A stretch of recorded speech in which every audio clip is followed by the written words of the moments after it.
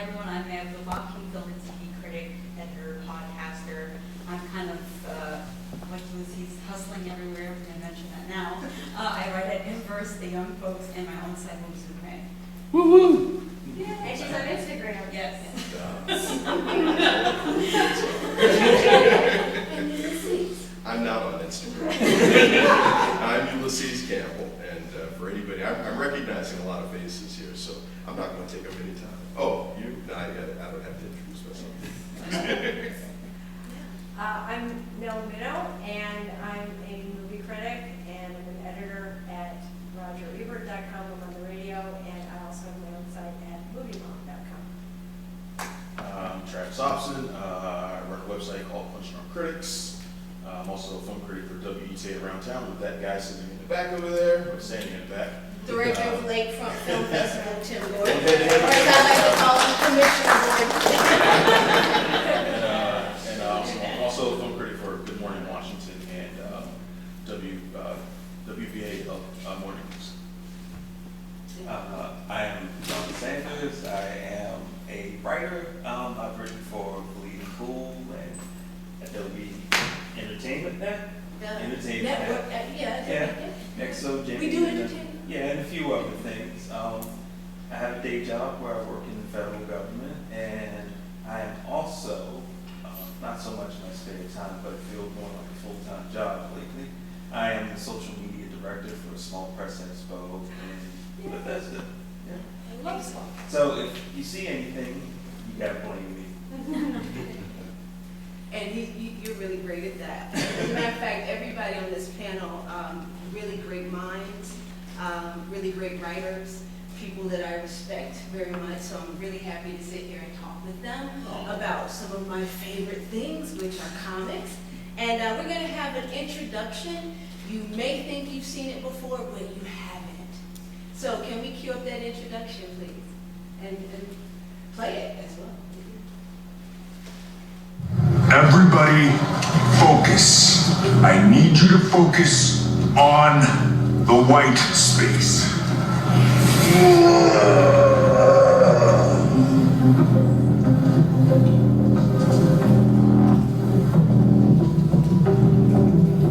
Anybody?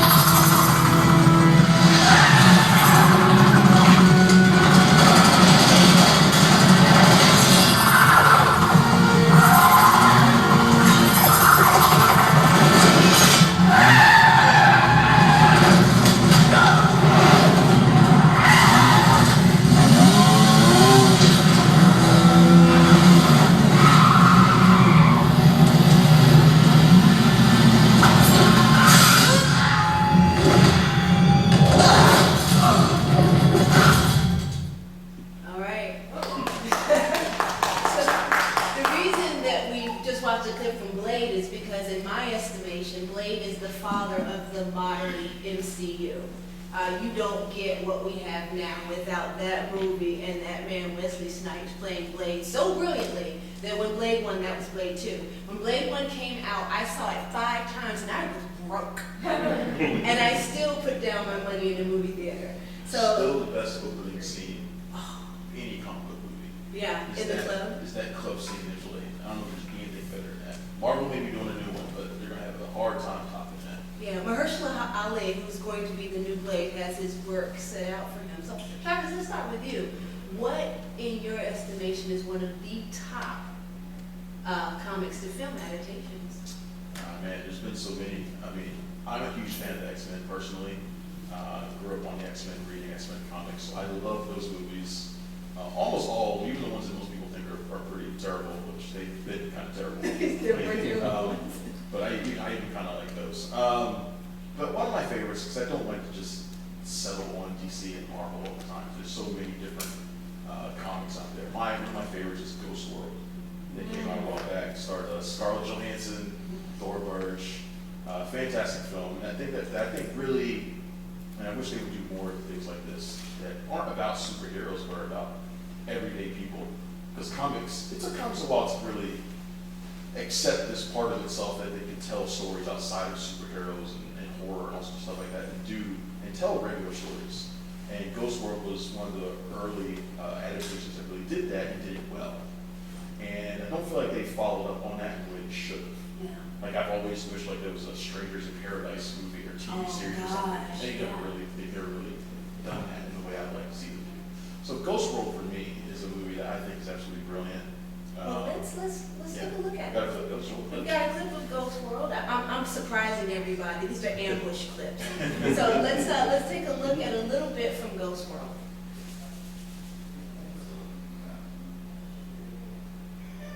Oh, we may not be able to take a look at a little bit from Ghost World. That would be a surprise. That's a surprise for me. Do we not have it?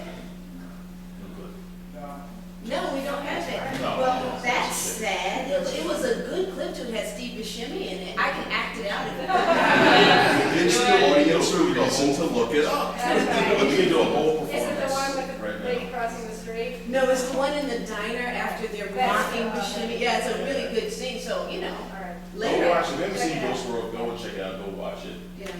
You'll probably love it too because it's great. How about you now? Boy, I have so many, and I hope we get a chance to talk about many of them. But I'm going to say that in my experience of watching movies and loving comics, the movie that most recreated for me the experience of reading a comic was Spider-Man Into the Spider-Verse. Oh gosh, yes. I loved the way that they told that story in a very comic booky kind of way. The way they used the frame, I thought was beautiful, and yet they brought it to life in a very visceral, very dynamic way, where you really felt the action. But I thought that was absolutely true to the comic. Yeah, it was amazing. I mean, I was shocked at how good it was. Shocked at how good it was. So that's how much I really loved Yeah. that movie. The writing there, the characterizations. And the themes of it too were really heartwarming. Both the themes of what was going on in sort of the present day, and then the way that it filtered through, and all of it coming back to the idea that it's sort of the fundamental human wish that maybe if we could just do it over again, maybe if we could just get a second chance. I love that. It's also a great way to bring in the multiverse. Yes. Yeah, really. You did a great job with that. Mae, what about you? Since Travis talked a little bit about X-Men, I love that series as well, but in terms of like Batman being one of my favorite comic book heroes, I would say like, I know this is probably unpopular, but Batman Begins. Really? Yeah, I'm going to be quiet.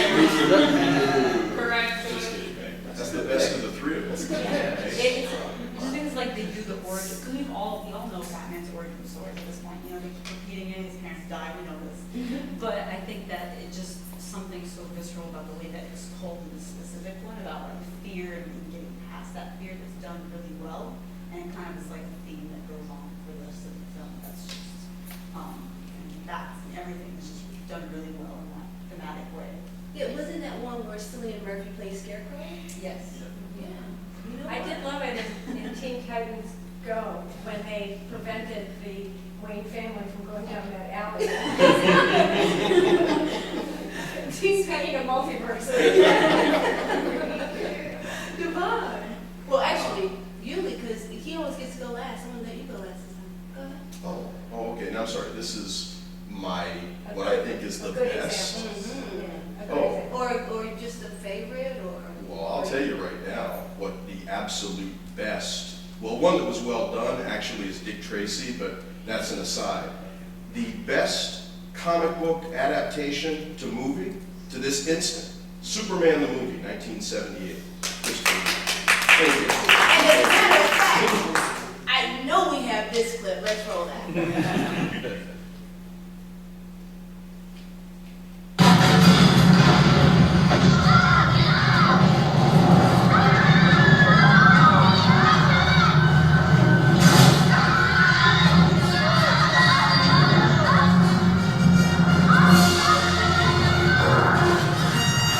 Okay, kids, all right now. Hey, it's Superman. Forever Superman in our hearts. Devon. For me, I'm going to go with Spider-Man Homecoming. And I'll tell you why I love Spider-Man Homecoming, because it was something I thought I'd never see. Because if everybody, I don't know if everybody knows, but the rights had been held up for the longest time, and they were never ever going to be able to bring him over to the Marvel Cinematic Universe, but they made it happen. So to actually see a movie where Spider-Man is entrenched within that Marvel Cinematic Universe was a big deal to me. Plus the fact of the matter was that they really got a lot of what made Spider-Man great right. And the best thing about that movie to me was like Michael Keaton's Vulture. Because I sat there watching that character, and I was like, he's not wrong. Yeah. Like he played by the rules. He did everything right. And then random damage control just comes in and just says, no, you can't have the contract. And then And damage control. right. But then that's the other thing. Even though they do him wrong, he still tries to do right by his people. And yet he creates a criminal network. But he's still trying to do right. Work for Robin Hood. Yeah. Well, but I think you made such an important point, because I always say that superhero movies are, you either make or break it on the villain, not on the hero. And the he's not wrong is what makes it interesting. That's what made Black Panther work, I think. And even Thanos. I have my issues with Thanos, but He's a conservationist. yeah. You know, as opposed to kind of the Lex Luthor, I just want to run everything. Right. And so I think that's a very important point. That story's boring. We've seen that villain, I just want to conquer the world, and then what? You know, that Yeah. we've seen that story so many times. It's good they get multi-layered villains. It's like Magneto with Charles Xavier, both Yes. flip sides of the same coin. Sometimes one guy is right, sometimes one guy is wrong. That's my favorite thing about the That's X-Men. dynamic between X-Men, is those two. Except for Dark Phoenix. Which we will not talk about. But see, this is where the comic books, though, bump up on the movies. And each one of these things, yeah, I mean, I've had to accept now that the movie adaptations are their own thing. You know, I mean, it's like every time I hear somebody call the guy Magneto, it's like, no, Stan Lee said Magneto. I mean, yeah, it's like everybody, you know, all right, I will go to my grave saying Magneto. He will. You know, with that. Yeah, but, it'll be on his tombstone. but also that whole business of multi-layered villains, which I love, and that's an excellent point, Travis, that you make about we've all seen that whole, oh geez, you know, well yeah, the guy's evil and he just wants to control everything. Although that was one of my issues with movie Thanos, because that whole business of, oh, I want to kill 50% of people, well, if you read the comic books, he didn't want to kill 50% of people, he wanted to kill 100% of people, you know, as a gift for his lover, death. I'm like, oh yeah, you know. So I called this guy in the Marvel movies Super Friends villain. Well, let's continue on that theme, because what Nell and Travis introduced is a great thing. When was a villain, or what is a villain, or who, that made the adaptation from comics to film well? Give me, because you said Thanos didn't, so who did? Ulysses. All right, I hate to be a one-trick pony here, but Lex Luthor, Superman, the movie. I mean, you know, this guy. I mean, yeah, exactly. Because now the way the character evolved was great. I mean, that whole "oh, I'm a nefarious businessman" type.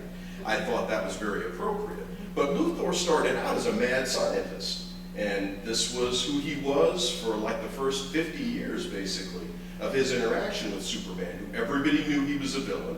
And it was, oh yeah, Superman versus, you know, Luthor. Although, when they brought him to the movies, I loved well, number one, because it was Gene Hackman playing.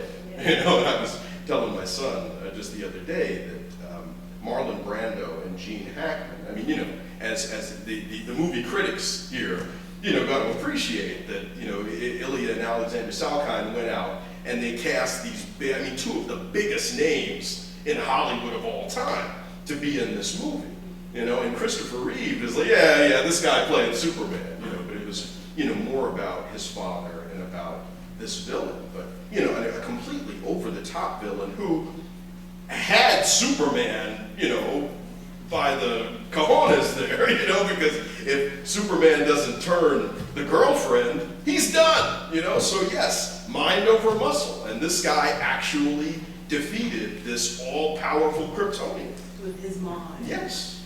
Yvonne, who's your pick? I would go with Killmonger. I Yes. think that's what everybody was thinking. Yeah, Killmonger, like you sit there and you're going, you got a good point. But, you know, it's one of those things where it's like, when you get the power, what do you do with it? And that was like the scary part to me with Killmonger, where it's like, yeah, you're talking a lot of really good stuff, but also I've seen the way that you've treated women in this movie, and you've treated the women like garbage. You know, it's like he kills his girlfriend. The first woman who says something to him like, oh, no, well, you shouldn't have that power. What did he do? I think he slapped her, I can't remember. Yeah. But he slaps her, and it's just like, you know what? No, maybe you shouldn't have this much power. No. He pits women against women. Right. Having them destroy one another. Exactly. And he's taking way too much glee in it. And that was, you know, going back to what you were saying about how you should perceive villains. And that to me was an incredible thing that I could go with him up to a point, but then it was like, no, you're going to have somebody I want to roll with. Well, but let me ask you, how well do you feel like Killmonger made the leap from comic books to the movie? Because I kind of felt like the movie Killmonger, I mean, I love the character, don't get me wrong, but I felt like the movie Killmonger was a lot different from the comic book. Oh, but he had to be. They're not the same. Yeah. No, but he had to be. I had no problem with. But that's the one thing I think about that Marvel gets right. Like they're always willing to try and put like a current world context to a character. Like Mysterio, there's a character I never thought I'd see that would actually work, and they make him work with it. Maybe it's a spoiler, but he. Has anybody not seen the Spider-Man movie? Okay, well I'm not gonna say. Okay, I'm not gonna say too much of I don't anything. think it's surprising. I don't think it'll be real spoiled. I don't think it's By bad. revealing I what's think it's going on. Yeah, Go for it. You Yeah. find out he's making drones work for him. And it's just like, how do you get there? From like a stuntman who would drug you to make you see things to a man who's like, look, America and everybody else is using all this drone technology. Why don't we use it? But and that's a brilliant transition, right? Because it's about the illusion. Yeah. Exactly. That core of that character doesn't change, but they translate it to make it work for now. And I do have a clip. Should we watch it? Yeah. So let's cue that clip of Spider-Man Far From Home, and you'll just see how nefarious and wrong Mysterio really is. When Fury asked me to come up here, see how you were doing, he felt bad about snapping at you. Really? You guys do have sarcasm on this earth, right? How you feeling? I didn't think I was gonna have to save the world this summer. I know that makes me sound like such a jerk. I had this plan with this girl that I really like, and now it's all ruined. I like you, Peter. You're a good kid. There's a part of me that wants me to tell you just turn around, run away from all this, and then there's another part of me that knows what we're about to fight. What's at stake? I'm glad you're here. Me too. But you're worried about your friends. Yeah. I just always feel like I'm putting them in danger. Look, just get them inside and keep them in a safe place for just a few hours and they'll be all right. It's really nice to have somebody to talk to about superhero stuff, you know? Anytime. Isn't Mysterio awful? Just That man is the villain, though. So awful. now you know how bad he It's is. interesting because in the movie, it's also that he used to be an employee of Tony's, Tony Stark's. And Tony, as a parting gift after his death, gives Peter Edith, which is basically glasses that can destroy anything. So, like, who really is? So what you get here is that, because Tony Stark also screwed over Michael Keaton's character Yeah. in It's like- Spider-Man. Yes. So Yes. Tony Stark is not so great all the time, right? We all knew that. Yeah, But just like one the of the- villains are not so bad all the time. Yeah, one of the things that Marvel does really well, like we talked about, is that they make these characters that have been around for 40, 50 years, contemporary. Like my pick would be, if we're talking about villains that made the transition to the movies in a good way, I like what they did with Hydra in Marvel. Because Marvel, they're sort of like kind of like the Nazis of the Marvel universe, but they've really kind of made them as sort of an allegory for our broken government, and corruption in our government, and we saw that really come to the forefront in Captain America. Was it the Winter Soldier? Captain America: Winter Soldier, which is my favorite of the Marvel movies. Just more of an espionage movie, but Marvel does that. They do that really well, and they don't always get it right, but when they get it right, they get it right extremely well. Killmonger, Thanos, I think, and Hydra. Well, that actually came straight from the comic books, because there was a comic series, I want to say it was in the late 80s, it was called Nick Fury versus S.H.I.E.L.D. And Fury found out that S.H.I.E.L.D. it was basically rotten from the inside, a la Hydra infiltrated, and he basically had to take it down. And I was moved when I saw that they had managed to make that adaptation, because that business of, Hydra and S.H.I.E.L.D., two sides of the same coin that has no currency any longer. This is yikes. Well, can I take a moment to just have a moment to say how I was uncomfortable with Captain Marvel, the movie, and the reason I was so uncomfortable is because they tried to make me like Skrulls. Right. Yeah. Don't do that to me. You're supposed to punch a Skrull. Don't make me say Skrulls. No, they're not. I think what was the team that teamed up with the X-Men? There was a team of Skrulls that teamed up with the X-Men for a while. It was like Cadre K. There are good Skrulls out there. There's aren't that many. Okay, I think Very the The ones idea with the behind Australian that. accents, that's how you know. But I think the idea behind that was supposed to be an allegory for basically immigration. Yes, it was. Yes. And in that sense, I think it worked really well. It was well done. Yeah. So, but if you need to have a villain, I mean, yeah, Skrulls should be villains, but as I was saying before, Marvel has this really Disney has a really good sense of how to make them work within a real world context. They really do. And it worked. I was joking. You'll get your chance to hate the Skrulls pretty soon. Pretty soon, because those Skrulls are coming. You'll be okay. And who can argue with Skrulls on the beach?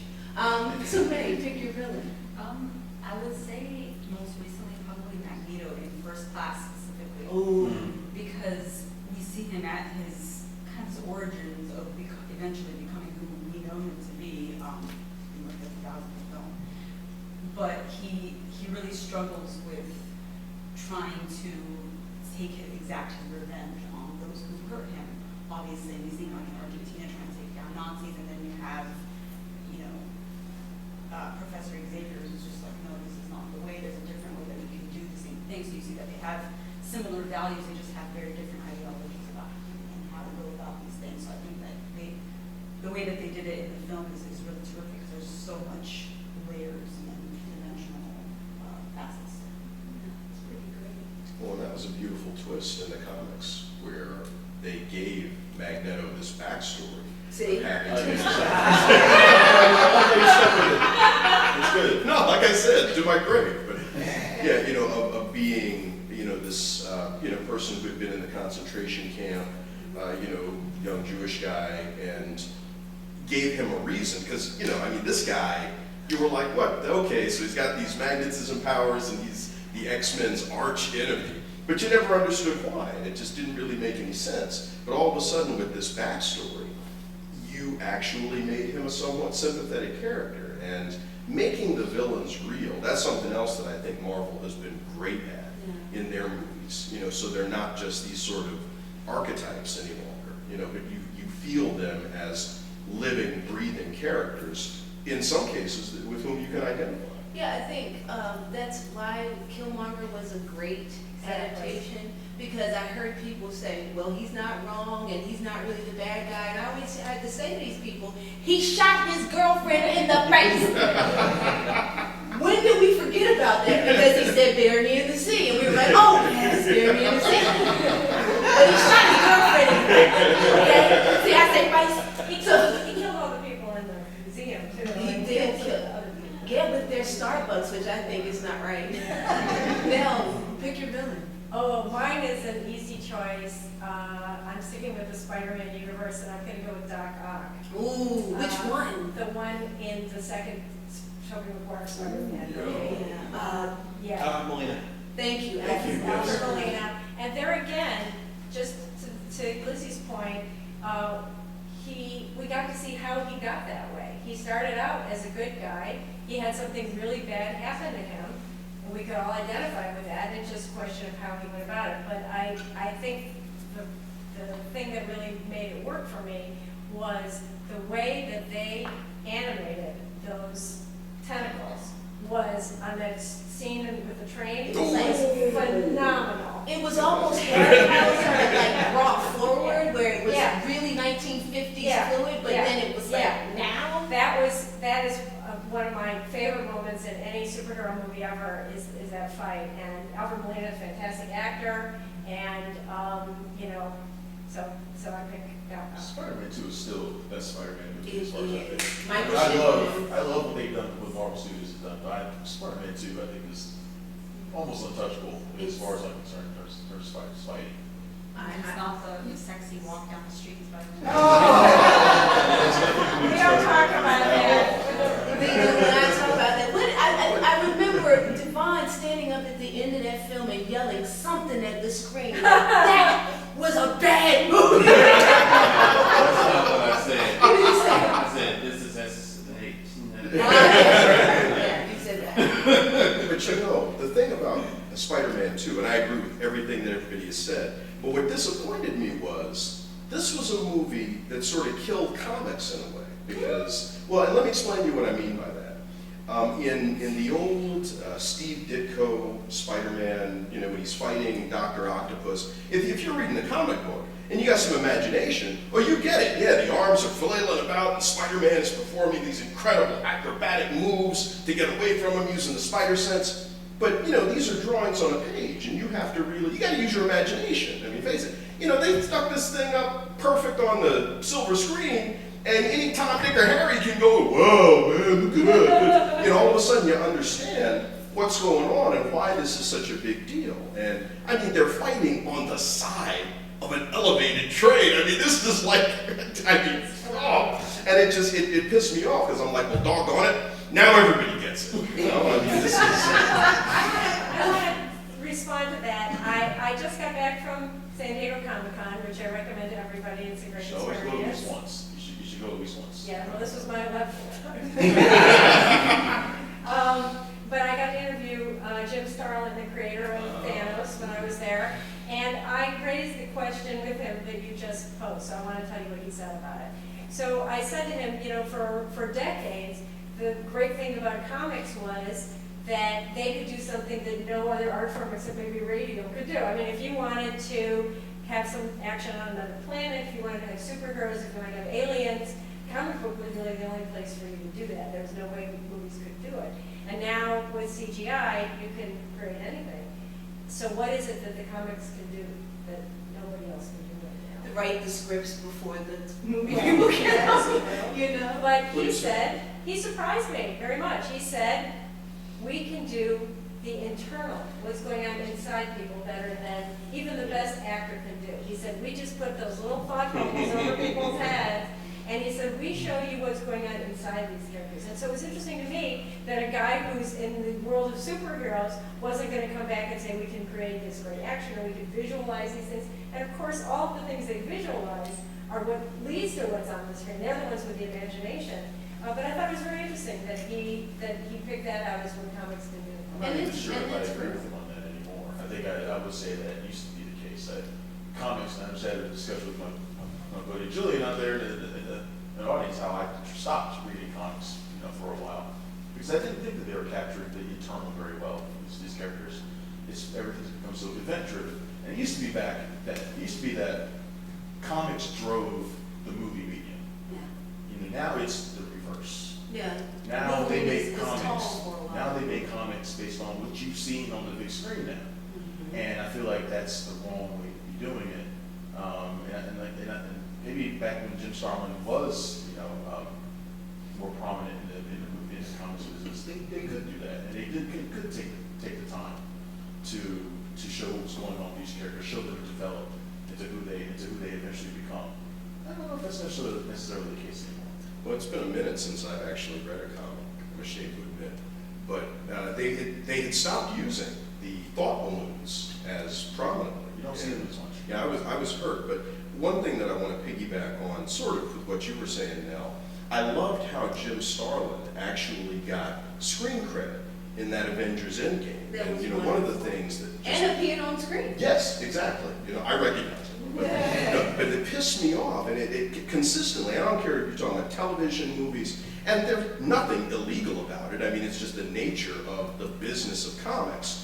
But the people who created these things, who started the whole fire, in the wake of these movies making $1 bazillion and, you know, being now inculcated into the fabric of our culture, you know, they're getting no credit. I mean, at least give them credit. At least say Spider-Man created by Stan Lee and Steve Ditko. And don't get me wrong, Stan Lee is great, but people want to act like Stan created the Marvel Universe single-handedly. Not And there were a so. bunch of other Jack people. Kirby has something to say. Ditko has Well, something I mean, to let's talk say. about Siegel and Schuster and how long it That's took the them worst to get, story it's of the all. worst story of all. Yes. And they were Superman teenagers creators. who created Superman and sold it for a song. $138. Yeah, $100 for Superman. Not since Manhattan Island. They threw some beads at Yeah. him. Don't forget Jack Kirby. And We yeah, would never she said- forget Yeah, Kirby. Jack Kirby, yeah, Yeah. absolutely, we'll never forget Jack Kirby. But they finally are now getting credit, which is nice. Which is pretty great, and now we're getting some Kirby's own creations. We're Gods, gonna, yeah. yeah, so we're gonna get the new Eternals. gods, we're getting the Eternals, and that's pretty darn cool. And a lot of Thor Ragnarok had Kirby in it, even, you know, the set design. And I wanted to get into that, which is that really, as Ulysses mentioned, and Nell, you mentioned it as well, the comic book creators are writing these stories for the television and film writers. I mean, so much of what works on the screen, whichever screen it is, comes from what worked on the page. You know, and I mean, you're watching just so many things. I mean, who would have thought that Mysterio's bubble, that goldfish bowl that he wears on his head, could work? But then, you know, you get these great creators who are able to bring that in. You're able to see Spidey's pose, but without these comic book creators, none of this happens. They're basically storyboarding these movies. Absolutely, absolutely, and I want to make that point generally about movies, that so much of the movies of the 1940s and 50s were inspired by the framing of comic books, even if they were not superhero stories, but even